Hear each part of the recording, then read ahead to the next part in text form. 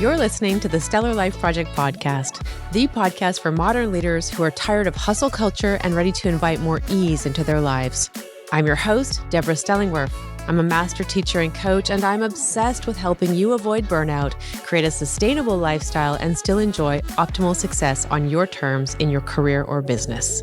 You'll hear inspiring stories of possibility from my guests, and you'll get empowering strategies from me to support you in creating and living your own stellar life. Hello, everyone, and welcome back to the show. I am trying something a little different today. As you can see, if you're watching this on video, I am recording outside. It is the final week of August. I am house sitting at my sister's place in Langley. It's a little quieter here than in downtown Vancouver where I live, so I thought I would see if I could record outside and see what happens. So if you hear any dog noises or birds or squirrels or anything, that's why. It's not a soundtrack, it's a reality. Anyway, so today I want to talk to you about a word that is problematic for some of us, and it's the word manifesting. If you know what I mean, that word manifest can stir up all kinds of stuff for us because it implies a kind of magical thinking. Well, not that it implies that, actually, it doesn't imply that. There are a lot of connotations around the word manifest that have caused it to become burdened with all sorts of connotations that involve various versions of magical thinking while lounging around on the sofa watching Netflix. Now, I admit that even though I believe in the magic power of words to change how we experience reality, I'm not a huge fan of the way the word is bandied about these days, as though there is some sort of magical quality to it that only the very enlightened can access. When I see posts that promise 5 foolproof methods to manifest anything you desire, my inner skeptic raises an eyebrow and purses her lips. If you're watching the video, it looks something like this.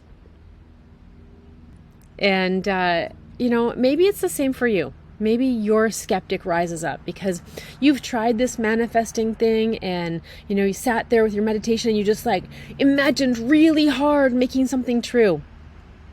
Actually, what comes to mind as I said that was when I used to sit in my bedroom as an 8-year-old. I had this beautiful bedroom. My mom helped me decorate. I had to say in it. It was really great. It was bright pink walls and purple curtains on a purple bedspread. It was the 70s, people. That was totally on trend. It was great. I loved my bedroom as a child. Side note. Anyways, I would sit in that room and anything seemed possible.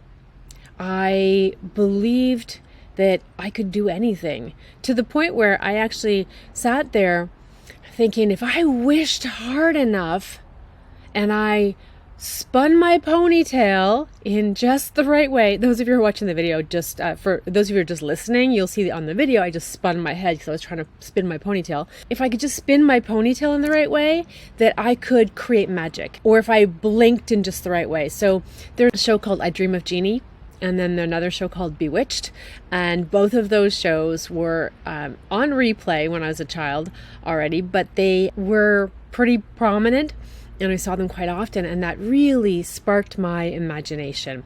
And I believed if that I just thought hard enough, I just believed hard enough, I could make it happen.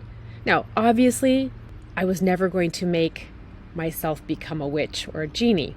Well, actually, on another note, in a future podcast, we're going to talk about witches. Anyway, so, I know no amount of wishing was going to make that true. Because there was nothing I could actually do and take action on that was going to make it happen. But that brings me to today's topic, which is the word manifest. And I want to take a little bit of time to demystify the word manifest for my listeners who might have a problem with it, because a lot of my listeners, like me, come from a professional background, really grounded, and when you entered into entrepreneurship, you discovered, either to your dismay or to your astonishment, that the entrepreneur's journey is a spiritual journey. It's a time of getting to know yourself. And by spiritual journey, I don't mean anything religious. I just mean like an inner journey of you and your spirit, mind, body, and spirit. You really get to know yourself. You really get to discover what you're capable of, and also discover all kinds of limiting beliefs and hidden narratives and thoughts that are playing in the background for you that can get in your way when you're trying to do something new and amazing and bigger than you've ever done before.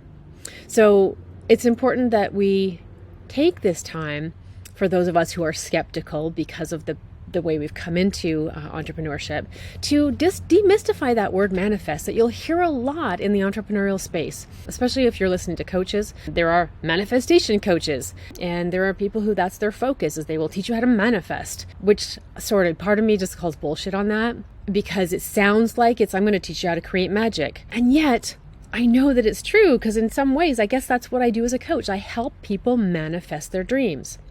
And there's nothing mysteriously magical about it. It's actually very, very grounded and practical. So let's look at that. Let's start with looking at the origin of the word manifest. It has its roots in the Latin word manifestare. To manifestar is to discover, to disclose, or even betray, which is interesting. We won't go down that path today, but when you discover, disclose, or betray something, that's the root of our modern term, to manifest. But the modern form of the verb to manifest means to display or show, here's the catch, by one's acts or appearance, or to demonstrate. Now, a late 14th century definition of the adjective form describes something that is clearly revealed to the eye, evident and palpable. And I think that I have a theory here. I have a theory about why the word manifest gets a bad rap these days. Some people are relying on the adjective form of the verb. Oh, sorry, not the verb. The adjective form of the verb. That didn't make any sense. Some people are relying on that adjective definition, which doesn't require any action. So let me repeat what the adjective version is. The adjective version of, or definition of manifest, is clearly revealed to the eye, evident or palpable. And I think some people think that the idea of manifesting is just like imagining something. And that's part of it, but it goes so much further than imagining into actual creation. You've got to do the work, spoiler alert. And so what happens when we rely on this idea of the results without focusing on what needs to happen in order for the results to occur, then we can get skeptical about this idea of manifesting.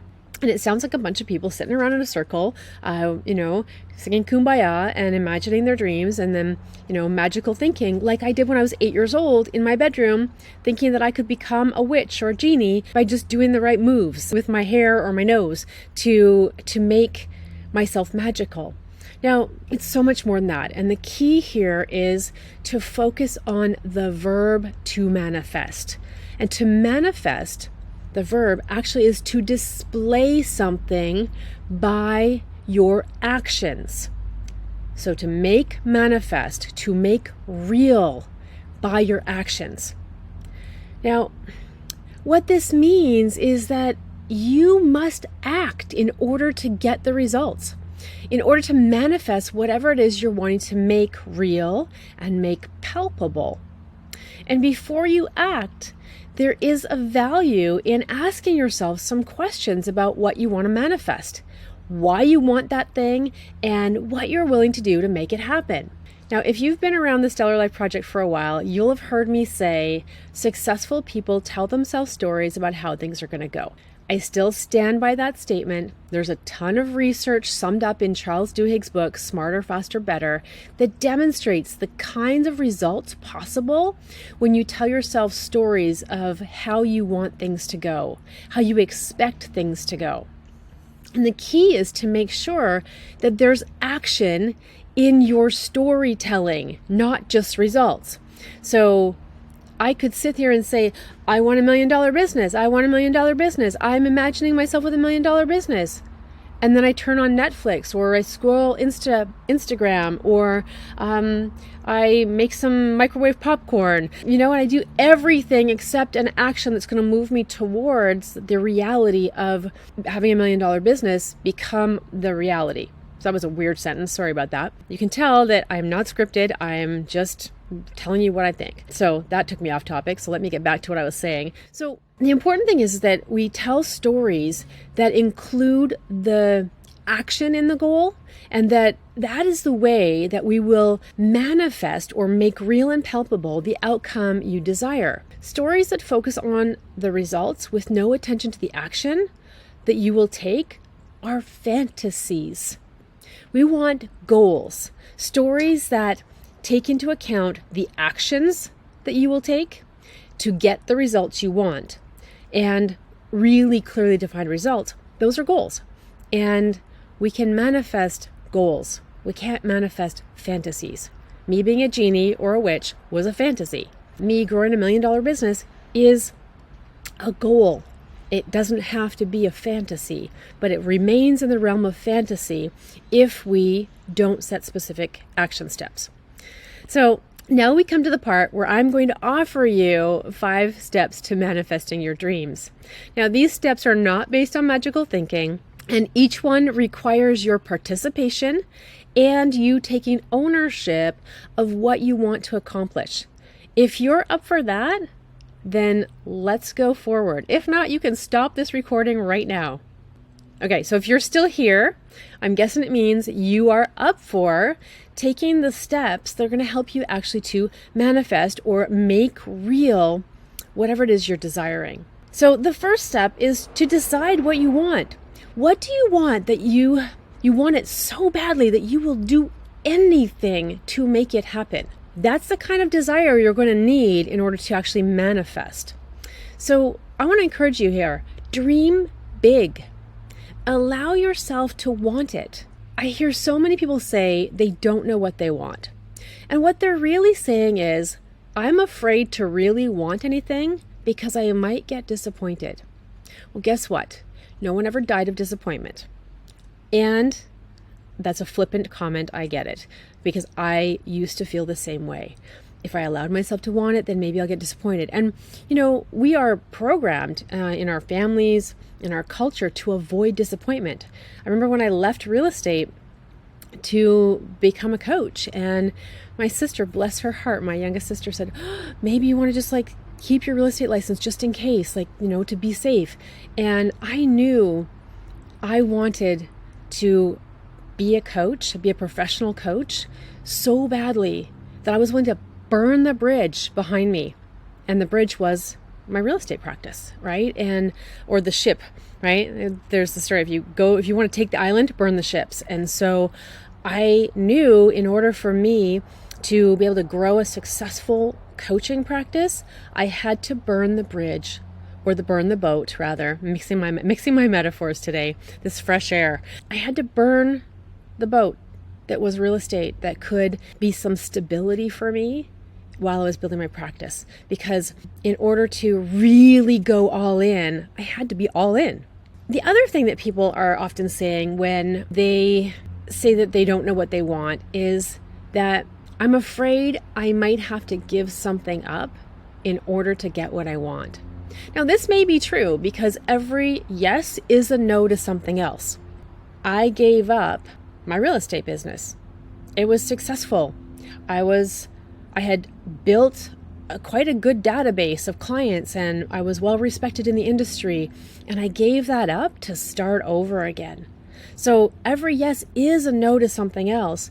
And when we are wanting to do it all, we don't necessarily do anything well because we're not all in. I see it too often, actually, and this is an opinion that may be unpopular, but I see it too often in real estate professionals who don't give up their other job. They tend to not do either job well.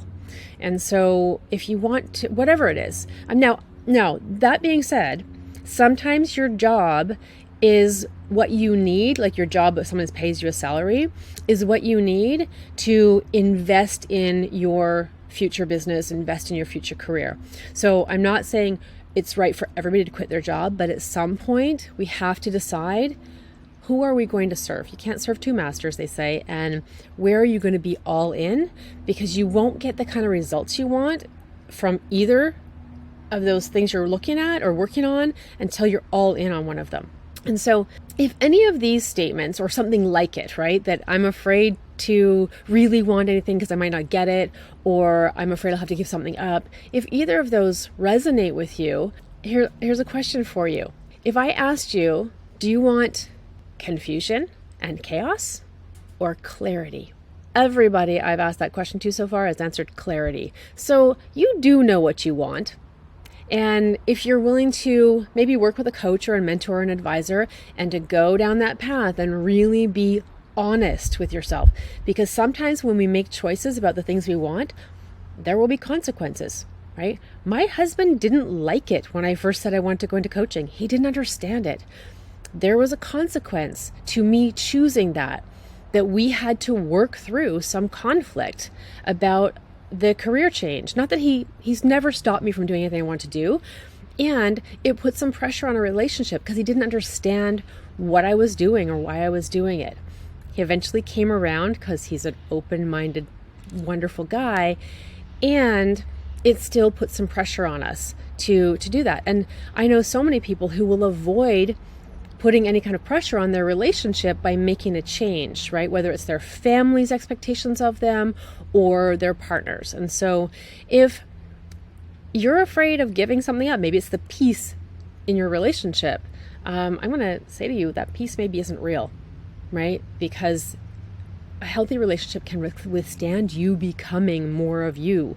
Anyways, so I digress. Let me get back to the 5 points for manifesting. Decide what you want, dream big, allow yourself to want it. Now, if you're struggling with any of those statements about, I have fear about wanting something, then go to step 2. Step 2 is deal with your limitations, especially any conflicting stories you have that will cause you to sabotage the results you want.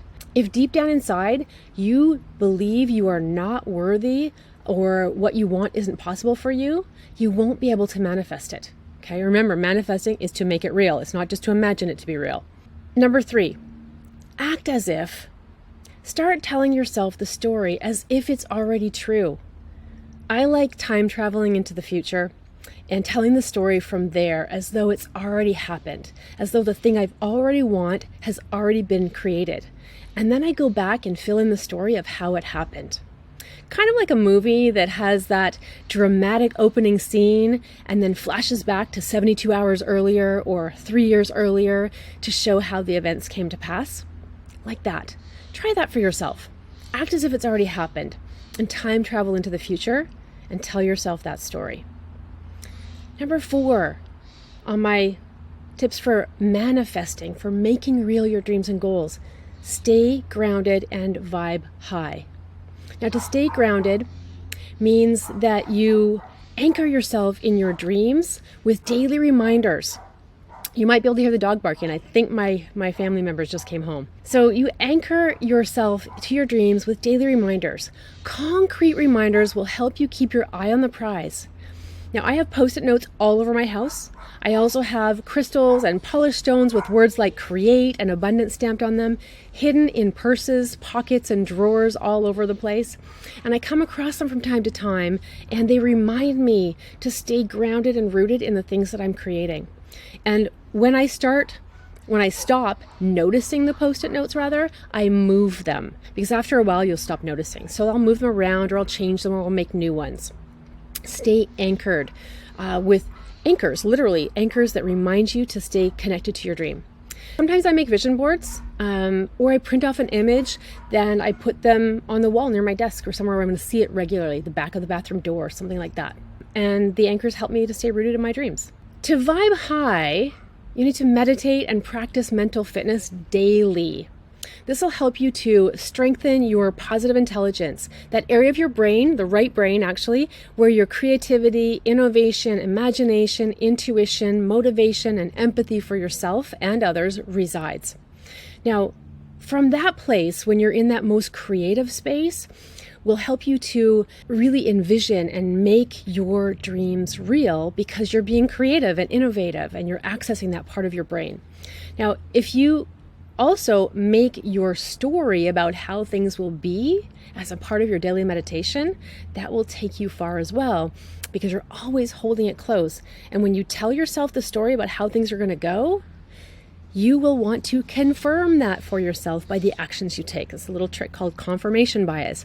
When we tell ourselves a story about how things are going to go, our brain will play along and do the things needed to be done to make that happen. Okay, and then number 5 is GoPro. Do the work. Display the outcomes you want, right? Display them. Like, to manifest is to display or to show or to make real. So display those outcomes you want by taking the actions that make them happen. Make them palpable, make them real. Do the things necessary to manifest the outcome you want.